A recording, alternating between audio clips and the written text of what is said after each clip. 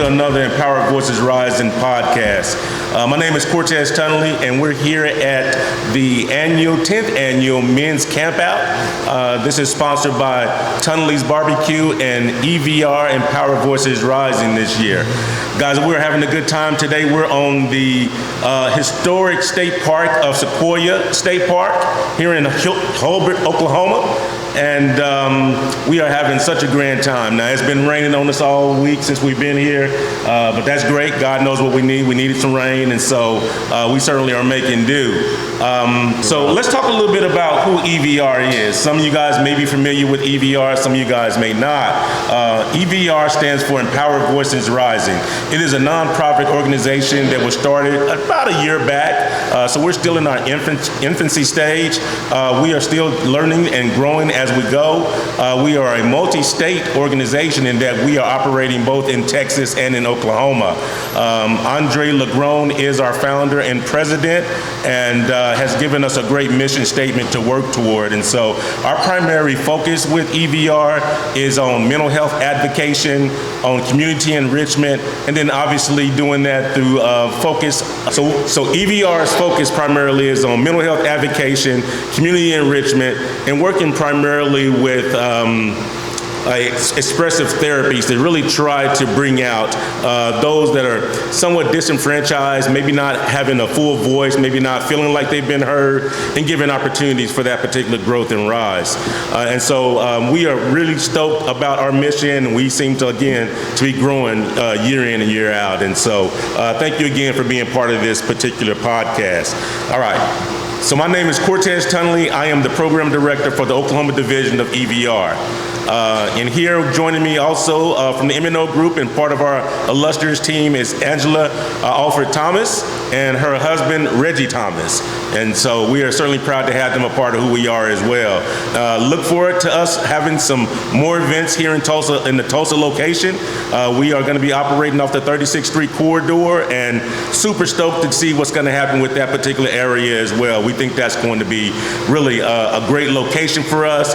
And not only that, it's a tribute to our own addresses and where we started when we were kids. And so Andre is from the Hartford area over there. I'm from the Garrison area. Angie grew up on Hartford, kind of catty corner to Andre. And so it's really a way for us to pay homage to our old neighborhood and really try to bring back again some concepts for growth and enrichment. So we're pretty stoked again about that. Joining me on our podcast today to my right is Alonzo Edwards. And if you guys would welcome Mr. Alonzo Edwards, please. Thank you. Appreciate it. Alonzo is the current assistant director of the Family Center for Juvenile Justice there in Tulsa. That is a former employer of mine as well. And in many times past, Alonzo has acted as my supervisor. Alonzo was also the former superintendent of detention, which is a position that I then held for a few years thereafter. And so prior to that, to my retirement. And so certainly, again, pleased to have him. He is master's level. He certainly has a plethora of knowledge on young men and young women development, and certainly has some interest in mental health. He's currently in school for mental health divisions as well, and so I'll let him talk a little bit more about who he is and kind of what his focus is. All right. So again, as Cortez said, my name is Alonzo Edwards. And from a professional sense, I have worked in juvenile justice. I've worked mental health treatment pretty much my entire career, more than 30 years or so. During that time, I was happy to have graduated from the illustrious Langston University. LU. L's up. And with a bachelor's degree in psychology, I achieved my master's degree in organizational leadership and development from OU. And as Cortez alluded to right now, I am attempting to complete, I'm back out at Langston once again, attempting to complete my Master's of Science in Rehabilitation Counseling. As such, I have actually been selected by Clark Atlanta University as a LEAP mentor and recruiter. The purpose and behind that is we understand that there is a deficit of mental health providers who look, walk, act, and talk like the people in this room. So Clark Atlanta University has received funds from SAMHSA in order to recruit more mental health therapists from minority backgrounds into the field. So that's a passion very near and dear to my heart, and so I'm really looking forward to having this conversation today. Thank you for joining us today, Orlando. And to my left, many know him, many love him, is LaRon Tunley, also known as DJ Almighty.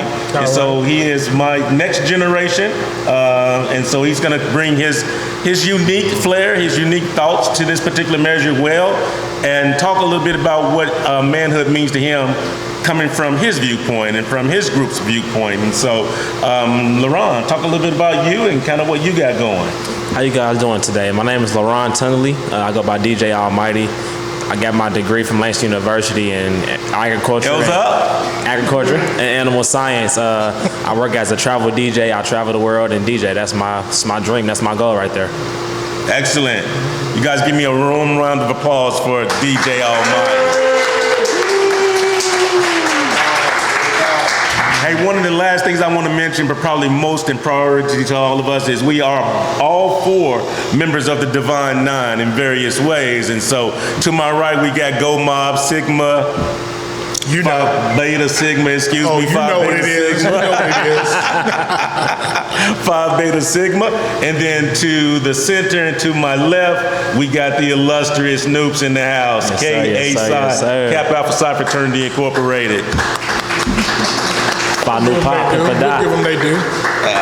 Man, my bad, man. Sorry about that, man. You know I love the mob. We will give you your due today. Absolutely. We'll give you your due today. I still think we're the better Canesmen, though, you know. Oh, yeah, for sure. You would. All right. So just a bit of a disclaimer before we get deep into this, guys. So I think everyone knows that we're recording this. We obviously are going to be posting this both on several different platforms, but primarily through YouTube. We'll be also posting on Facebook. We'll be posting on Instagram and TikTok, things of that particular magnitude. Obviously, we do want crowd participation, so we want people to give us their input. We think that you are all experts in being men.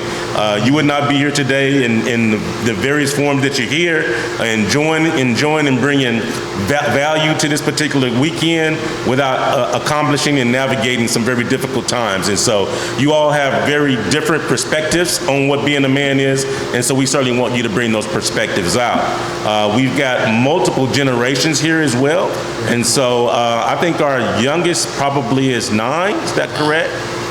Rookie's 9? 7. All right. Oh, is Jaden here? I didn't see Jaden yet. So 7 years old, all the way up to 82, 83? 82. My father is probably our eldest statesman here today. And so round of applause for my dad, 82. Yes, sir. Yes, sir. Yes, sir. All right. And so with that being said, if you do not want your face or your likeness or your image reposted, or you don't want to be personally quoted per se, doesn't necessarily stop you from participating. Just let me know that. Let one of us know that you don't want that to be reposted that way, and we'll certainly respect your wishes regarding that. But otherwise, there is a good chance that you could find yourself being aired on some of those particular platforms. And so we're happy to have you involved with this particular situation. So let's talk a little bit about why we're here today. What we are hoping to talk a little bit about regarding this particular camp out is that we've been doing this now for the past, I don't know, around 10 years. We're calling this our 10th annual. I don't know our specific date to be 10 years ago exactly, but I know it kind of falls in that particular realm, and so we're just going to run with this 10th annual thing and just keep it going from here. But in the past 10 years, we certainly have been talking about, man, this is a great opportunity to incite some wisdom on the next generations coming through. This initially started with us just wanting to get together and have like-minded individuals have a good time through Camp Out. And we certainly have done that through the years. We've had a blast. And every year we experience new locations, different scenarios, different groups coming out. It's really, no pressure type of a vibe when we come out to these particular things. We eat well, we cook well, we fish well, we hunt well. No one leaves here with their belly empty. I can just tell you that right now. And so this is a great opportunity to have those particular things, but many of us have always said, since we've got our men folk together, we ought to impart some wisdom on the next generations coming through. This should be more than just us having a good time. This should be us getting up here and maybe talking to our youth and listening to our youth about where they are to develop some of those bridges and, identify what their shortfalls are and help them navigate issues that, maybe they didn't know exactly how to do that, or maybe we can help them avoid some of the pitfalls that maybe we hit in our lives to some degree. So we've come together and thought, okay, this year, why don't we add EVR to the mix of this? And let's see if we can kind of throw a pod in there. And the hope is that we continue to grow this year in and year out, that we'll have more and more events, and we could possibly talk not only about, manhood types of issues, but possibly also talk about things like financial wellness, physical wellness, ideals for relationship wellness. Many of us struggle with relationships. We have divorcees in the facility, and we have those that are single. We have those that have been thrust back into dating again. We've got those that are starting over with child rearing again. We have those that have raised grown children but still have own personal struggles. But we want to make sure that, before people leave, that we impart some kind of wisdom to them. And so that throughout the course of the year, they feel enlightened and hopeful and a part of this bigger community.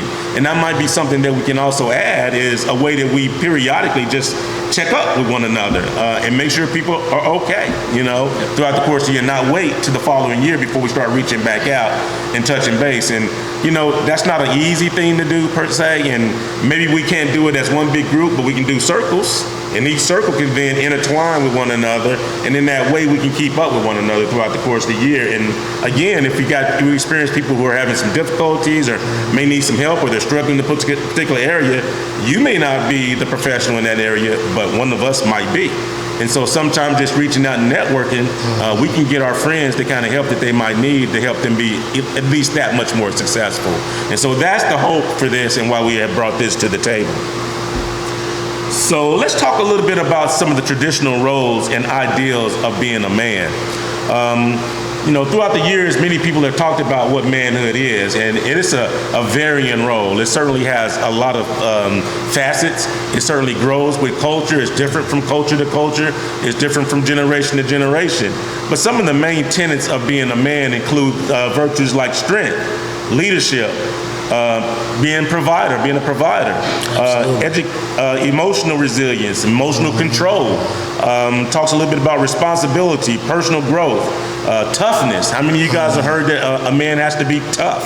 And we hear that in pretty early ages. If we are playing sports, things of that nature, we fall, hurt ourselves. Most of our parents have told us, I said that twice, but most of our parents have told us, hey, get up, shake it off. You're all right, you're a boy, shake it off. And so we learned some of those particular values pretty early. Things like being a protector, and certainly then roles and ideas of being independent. And that can look a number of different ways. Some of the core ways that we learn about what it means to be a man is through how we hear things, what is being spoken to us, what is being said around us, how we see things. So the things that we see and experience, certainly, and then our general experiences throughout as we go through life. And then obviously in between, we got this thing between our ears, kind of helping to hold up this 10 pounds of flesh up here that all gives us different ideas about how we look at things, right? How we interpret things and how we hold down those particular meanings. And so our minds play very critical roles in how we self-identify.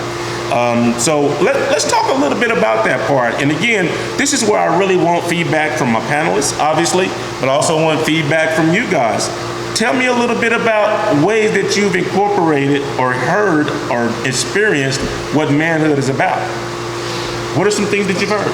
Well, just from my experience, when you were talking about the things that we received from our parents, right, and the messages that we got from older male figures. My father, his name was Alonzo Edwards. He was a wrestler, and in his time, he was considered to be one of the best wrestlers that ever touch a mat. Wonderful, great. And he was a great guy, loved him. But one of the messages he did give me was, which came out of sort of the wrestling spirit, was one, you never show weakness. No matter what the situation, no matter how the situation started, no matter how it's going to be resolved, You never show weakness in any circumstance. And then 2, he taught us always attack. Always attack, attack, attack.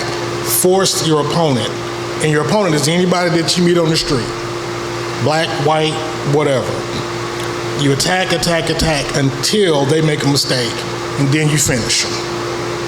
Now, if you're on the mat, that is actually very good advice. If you're on the playground, maybe not so much. If you're in the workplace, and particularly in today's workplace where, cooperation is valued much more than maybe in times past, maybe that's not the best practice to engage in the workforce. And so for me, particularly when I decided I wanted to work with young people, I had to kind of unlearn some of that. I was lucky enough to be able to serve in the United States Army. And during my time, just in basic training, is where I kind of sort of began to unlearn that and kind of say, okay, wait a minute, it's not a me thing. I don't have to come out on top every time. This can be a we thing, right? This can be us. It can be about the group's success.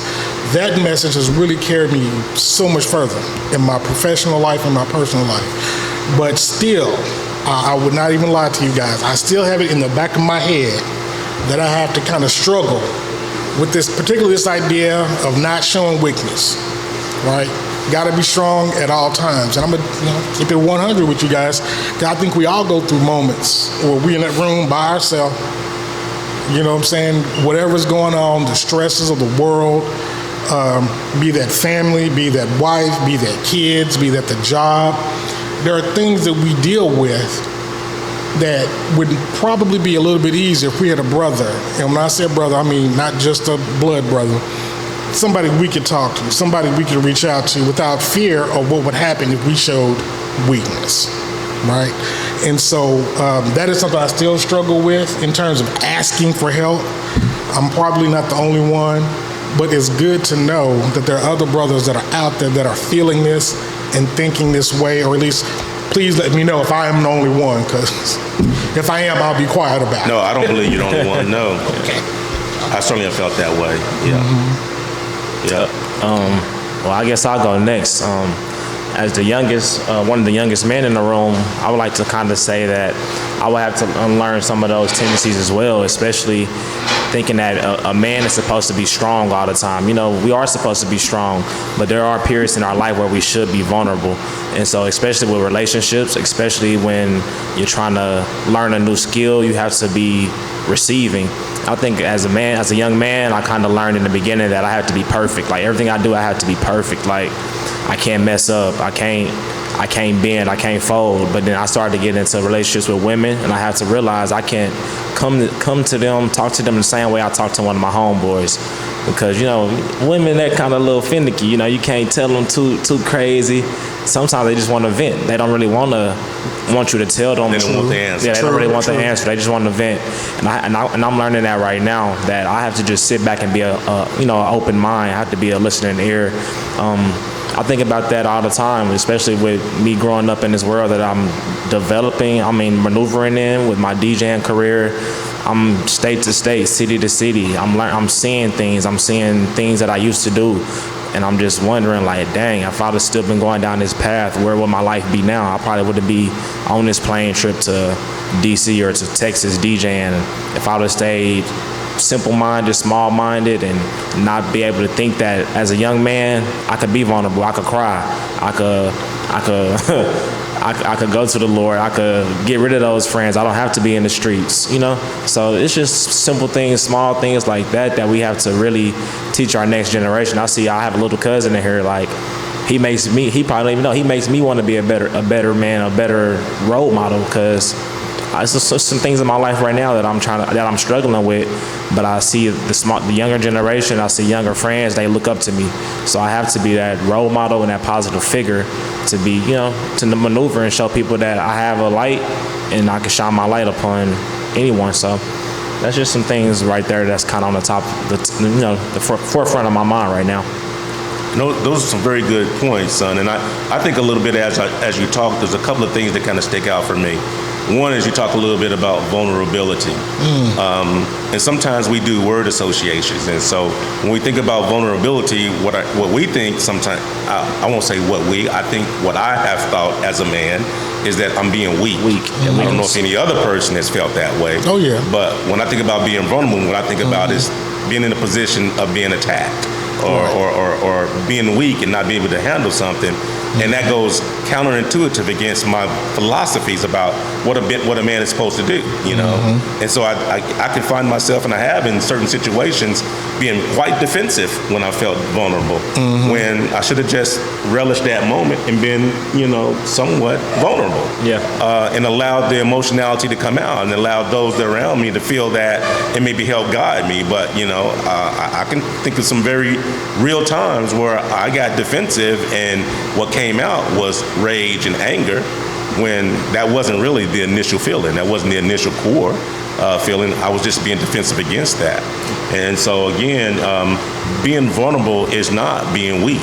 Being vulnerable is realizing that there might be a situation that you may not know how to navigate that well, or a situation that truly hurts, you know, and recognizing that and owning that. That is a true part of emotionality, and it's okay to be vulnerable at times. And like I say, as young men, we kind of learn that we're not supposed to be that. And so that's a fallacy, and that's a fallacy that many of us have had to learn how to identify as a fallacy through experience, you know, as we gotten older. It's again one of those things we learn when we're young that we have to debunk through experience. And so I'm glad that you brought that up. The other thing that you mentioned that I think is really core for me is, you know, you've been developing your self-identity about who you are as a man and who you are professionally, right? Yeah. And I can just tell you, as being your parent, I've had to think about, one, who am I as a father, but then two, what kind of man I'm raising, what kind of man am I turning out to the world. And at times, your philosophies about who you're trying to be have kind of rubbed up against mine, to be honest. And I find myself in those moments sometimes really having to struggle and fight with myself, because how I see the world may not be how you see the world. My experiences may not be the experiences you're going to have. And so trying to make you fit into this mold of what I think a man should be is real difficult. And I can tell you, it's not just me. I have people who are close to me and around me that sometimes say, "Oh, your son's still at home?" And the talk starts. And when the talk starts, it talks about, okay, well, how is he still at home at this age? And what kind of a man is he going to be? And I can get into that because I think again about, man, when I was that age, I was doing this and I was doing this. What the hell wrong with him? You know? But then I have to sit back and think, well, wait a minute though. In some ways, he's much more advanced than I was at that time in certain issues. So his growth and development is going to be totally different from mine. And so, you know, I think about education, and as Duran said, you know, he is educated. He has a degree from Langston. He's a bachelor. You know, and in my mind, I grew up in the era when you went to school to get a job. You know, if you're going to spend that kind of cash and get an education at school, then you need to go get a job, right? It wasn't about creating your own business and creating your own what's the word I want to see? Your own brand, per se. It was about, no, you identify a brand and you connect to that brand, and you hope that they see you as having worth. And so I dedicated my career that way. You know, I spent 31 years in service at an organization. I maxed out my personal leave. I maxed out my vacation leave because I wanted them to see me as a certain kind of way. And what I've learned through the years is that helped me grow in that organization. But at some point, I became dispensable, right? We all do. Right? We all do. And so you move on, and now you're stuck with, well, how do I now recreate myself? You know, how do I now invest into something different? And I hear a lot of people talk about in retirement, you now invest in yourself. You create your own brand. Well, that's difficult when you've spent 31 years doing something for somebody. It's as much a part of who I am as a man as some of the things I learned going through life, right? Absolutely. So those are things that just brought up. So thanks for sharing that. And I think that's a good point as well. Like just kind of seeing my the older generation in my family navigate different things, seeing my grandfather work, seeing my dad work, seeing my mother work, and then kind of growing up and realizing that I have the power to be an entrepreneur. I have a power to be not into the rat race. I'm not saying you guys are in a rat race, but technically it is a rat race. You work 30 years, you get this amount of much of retirement, you get this amount of much of vacation, where to me I see a small hole that I can fit through, and I'm traveling that direction. I'm doing well for myself right now. I know friends and family members who are not here anymore, who I grew up with, and I can look back on my life and realize, like, you know what, the people that I grew up with, they're not even around me no more. The people that's in my same profession, they're not even around anymore, but I'm still here. So, you know, some people may look at it like, oh, he needs a job, he got his degree, but I look at it as, I want to be an entrepreneur, I want to be self-sufficient, I want to be the one to break the generational curses. So, you know, those are things I always think about, like, what type of man does my dad think he's raising?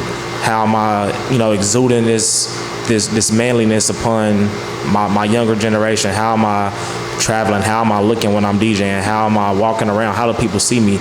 But then when you realize your self-worth and yourself, you don't really care about nobody thinking about you. If you got the ideal, you got the vision, you're gonna do everything in this world to make it work. No, it don't matter if you got $0 in your pocket. I want to be the best DJ in the world, I'm gonna make it happen. You want to be the best chef in the world, the best barbecue truck, you're gonna make it happen. You don't care what nobody's saying about it. So I feel like in this generation, now more than ever, entrepreneurship is the gateway. It's the next thing to financial security, and that's really what I'm gauging right now. Financial security. I don't really care about being the richest man in the world as long as I'm financially stable, as long as my people are straight, as long as I'm straight, my health is my wealth. As long as that's taken care of, I think I'm doing pretty damn good. All right. That almost seemed like that was a statement to us. Well, Cortez, it was no jabs. Well, something I just observed and seen the interaction between you two guys is the question of, when we talk about the question of manhood, is it our development of manhood as much a reaction to those images that we received from our fathers growing up? Because what got me to thinking was, because when you was talking about the differences in your guys' plan, kind of as you grew up and matriculated, well, I know when I can remember some of the earliest memories of my father that I can recall are him telling us, now I had 3 brothers, so he had 4 boys in the house. All right, y'all know by the time y'all 18, y'all got to get out of here. You got it. So by the time you're 18, you better have a job, you better be in school, you better be doing something, because you ain't going to be just hanging out here. And so that really shaped. And so what happened to me when I was 17, I joined the military. Put my plan into practice, got out, bumped on. And so as much as, you know, I don't know that my father even really would have done that, but he definitely put it out there that you, by a certain time in your life, 17, 18 years old, you need to have some stuff figured out. Whereas I think the younger generations that came in after us, I don't know that we gave them that message because, you know, I didn't necessarily appreciate that message at the time. I've learned to value it as I've grown older because it definitely helped me develop. But I think the message we may have given those that come out of us is, hey man, you ain't got to rush. You know, come up the way you come up. Do what you need to do. So that they can have a little more freedom in terms of how they saw the world, how they did the world, how they experienced the world. Because you didn't necessarily have somebody in the back of you saying, hey, let's go, hurry up. You got this time limit, it's this clock running, and you got to beat it. So I'm wondering if, you know, having the lack of that, or us, you know, trying to give you guys a different experience has allowed you to have that thought, you know, hey man, I want to be an entrepreneur, I want to do this, I want to do that, and those things may take more time, okay? Because I'm gonna be honest with you, I would not have been okay living like you're living. At 7, you know what I'm saying, when I was 17, 18 years old, I'd have been freaking out. If I was still at my parents' house, I'd have been sweating bullets, thinking something bad is getting ready to happen to me. This man's gonna walk here at one point with my bags packed and put them on the front porch and say, it's time for you to roll. So I love that you came up in an environment where it was free to do that. And I think, you know, as you talked about entrepreneurship, I think the advances in technology have really helped with that as well. But just the basic message that as a young man, it's okay for you to take time and figure that out. Man, what must that have been like? Because I did not get that. Yeah. I have great parents. I'm gonna add well, that. You use the word free to do it. I don't think it came free. There's been some battles. Okay, right? okay. But I think we're learning to grow with one another a little bit in that particular facet. And I agree. I think when I think about when I think about being a young man, I think about me. It was a time clock. You reached a certain age, and you were expected then to take on certain roles and start moving. Right. And sometimes I think, well, did I get weak? Did I get weaker in that? Did I get weaker on my son and on my children by giving them that experience, And time will tell. I guess it's hard to know right away. Time will tell. But I think a little bit about, we go back to some of these core concepts and we talk about strength and leadership and all those kind of things. But what are some messages that you guys have heard that gave you ideas about manhood? About who you should be, where you should be, what you should be doing.